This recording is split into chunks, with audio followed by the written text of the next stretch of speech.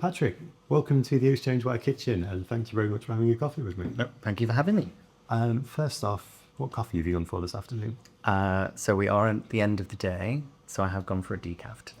Yeah, well, thank you for having a coffee and keeping the premise alive. I'm also having a decaf as it is later in the afternoon. First off, before we kick into our conversation, tell me a little bit about you and your role at 7stars. Yeah. So I've been at 7stars for about 2.5 years now. I'm the head of display and audio. So I actually co-run the team alongside the head of programmatic. We have a blended team underneath us that cover off everything from publishing, all of audio, whether that be digital or linear, and then also all of digital, whether that be programmatic or direct as well. Fantastic. Well, again, welcome. And we're going to have a good chat this afternoon about the socialization of audio, which is an incredibly interesting topic. It's developed so much in the last few years, and there's loads to get into. So first off, a little on the audio landscape. How are you seeing that kind of in general, that socialization happening around audio and audio advertising? Yeah, I think it's, as you say, it's been prominent over the past few years, and I think adaptation in the audio market has changed quite a lot. I would say over the sort of 2025, I think that there are a lot of big players in the market that are shifting towards this, what I suppose we would refer to as a socialization. And I think it's taking what traditionally, I think if you take wireless back to what it was in all those days and people gathering around a radio, taking it into a much more intimate space, which is one-on-one with your headphones or one-on-one in the car. I think you're seeing a lot of platforms now moving towards trying to encourage people to listen collectively. And I think one of the partners leading the way on this is probably Spotify. I personally do use this functionality quite a lot. So if you haven't used it, I would highly recommend, but their blend function, which is basically where you can combine two people's or three people's accounts. Nice. And basically it creates a playlist that is blended of those people. So we'll pull in what one listener likes, what one other listener likes, what both listeners may like collectively. And the idea there is that you're making a playlist that people can listen together. If you're ever on a long car journey, it is one of the best things to do because you're listening to something that you want to as the driver and you as a passenger. I think they've made millions and millions of really, really curated and bespoke playlists that people enjoy together. And I suppose the next step on that is the jam functionality, where you can obviously jump into someone else's Spotify and start adding songs into their playlists. And it's just a way of collectively listening to audio, whether that be like a house party or at a car. It's just a step away from what you might think with that mobile device if you're only listening to it yourself. Yeah, and I think it's really interesting in how we think about where spend goes to audio and stuff, because it did for a long time. It went from the social experience into your own headphones, into your own personal space. And this bringing it back into a more social sphere, like being in the car, like listening with friends, like house party stuff. It's also kind of, it's offering, I suppose, more for advertisers to be involved in that audio area as well. Yeah, I think it offers a lot more deeper engagement. And I don't think that, from my knowledge anyway, that I've seen anyone commercialize that space to the ability that it can. I think there can be some restrictions still with, I think you can feel quite comfortable with a brand like Spotify, which you're actively engaging with to manipulate and control the playlist that you're creating. There are some functionalities where you can create playlists with a brand, but the uptake from that, I think, today would be reduced, I think, because I think it's a brand that is coming into your ecosphere and asking you to engage with it. Whereas if you think about, if you're engaged with an app already, you're already in that ecosphere, so you're kind of happy for a bit more. Manipulation is the wrong word to use. Infiltration is probably the right Excellent. one. But yeah, I think it's the not nervousness of a consumer, but it's how that brand interacts in the most impactful way, whilst also being engaging. Yeah, and I suppose, adding something to the listening experience is the dream for the advertiser, rather than, like you say, rather than the infiltration or the kind of ostentatious approach. Yeah. It's being part of that playlist and adding something to it for the listener as well. Yeah. Yeah. So I've seen some activity that's been done where it's around creating quizzes that can make playlists. And I think that's a bit more of a natural way for a brand to get involved in working with a consumer to create something that's bespoke to them whilst weaving in a messaging within that. So it might be let's say a skincare brand where you're trying to decipher which product is the right suited for you, and you might go through questionnaires that will get to the end, which will deliver you something for the consumer, which is a playlist. But during that 2 to 3 minutes you've engaged with that process, that brand is naturally woven into that. Interesting. I'm fond of both puzzles and playlists, so this sounds like I'm a natural consumer for this. I think another of the big audio trends that we've seen is the move towards video, to be honest. Though we're doing it with our own adtech podcast here. We've started filming everything and putting it up on YouTube, as well as having the audio version. Yeah. And I think that kind of, as well as the socialization, the visualization of podcasts is huge in audio. How have you seen that develop? How do you feel about that space? Yeah, I think it's interesting because I think it's the discovery which is quite key. I think that a lot of podcasts have come through personal recommendation from friend to friend. I think that YouTube is now one of the highest places that people discover new podcasts. So that's going into a space that is video first. It's not anymore audio first in that space. So people are going to seek out a video podcast, which I suppose we would terminize as a vodcast as such. Because people want to engage on a much deeper level. I think that podcasts have been quite used from a commuting point of view. And it goes back to that one-on-one. It's taking time to escape. I think as younger generations are coming in, they're a lot more used to digesting this long-form content in different ways than other demographics might. And I think that's on big screen and that's on mobile as well. I think the most important thing for brands is that a lot more of this digestion of video podcasts is done at the forefront.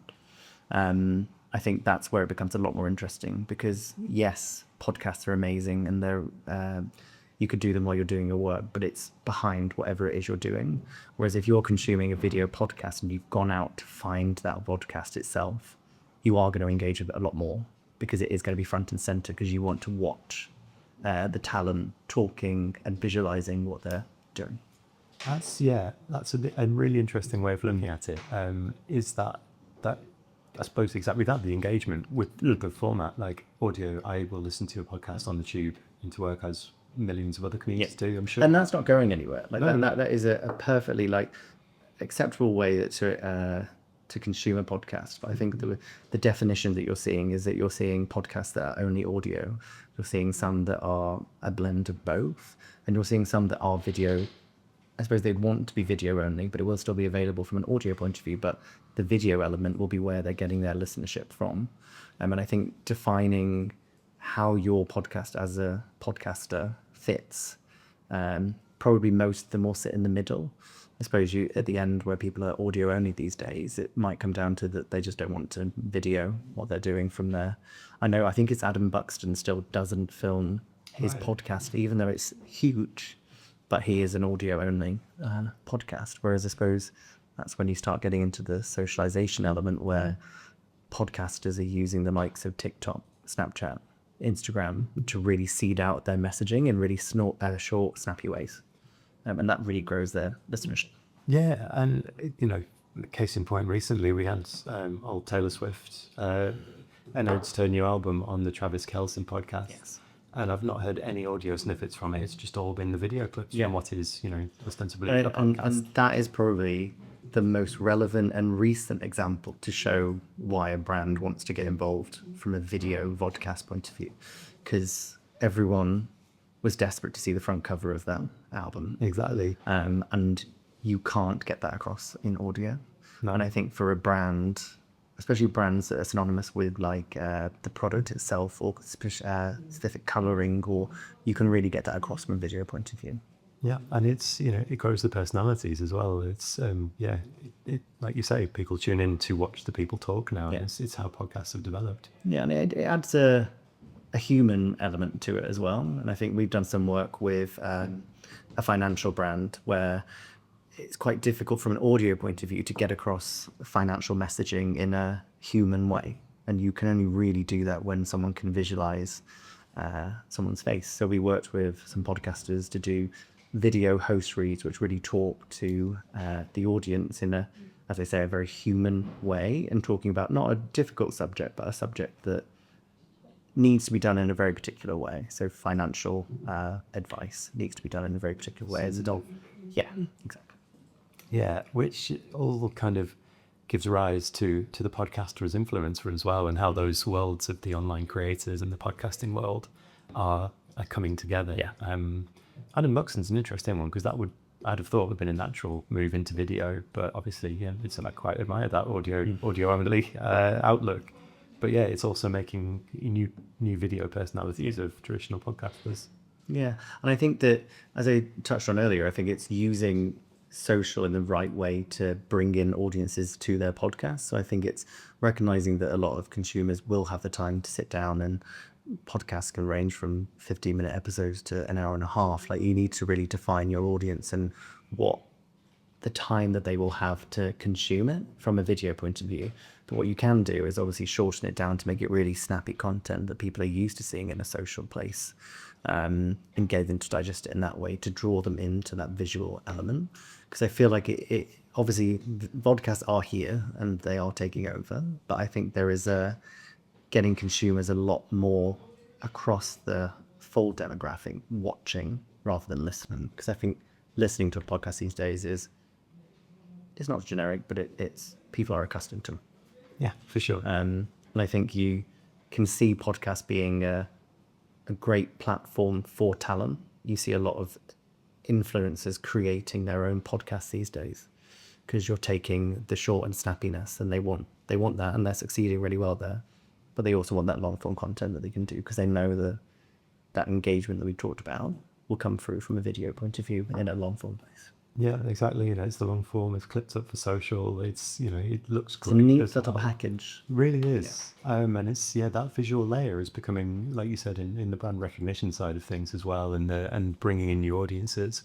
Those snappy, smart visuals are becoming incredibly important to grab the attention online when a lot of people are starting their own podcasts. It's adding that visual layer is hugely important for the attention, I suppose. Bringing it back round in that case to podcasts and the socialization of it, are we entering this new old era where the younger generation are going to gather around their TV screens and watch a podcast on an evening? We could get to that stage. I'm not 100% certain that may happen, but I do think there is an opportunity there is a lot more consumed on a large TV these days. I know obviously mobile will always be king when it comes to consumption, because it's obviously a lot more accessible, but I think that the way that people are sort of moving away a more traditional way of viewing TV, they're used to using streaming platforms. YouTube is becoming a lot more where you are digesting those likes of a podcast. And I know, and I said it before, that the US is quite far in advance when it comes to YouTube in the podcast space, and it is on its rise here. And I suppose at the moment it is the best place for discovery of podcasts. And I suppose it's where if a brand such as a Spotify is looking to diverse and make more video into its unit, that they are worried about the YouTube share of voice that they'll be taking in the market. Yeah, I think YouTube's it is the shark in the water at the moment. I feel like it's a very one-stop shop with everything that you possibly could want to from that video point of view, and that is encompassing of so many different places.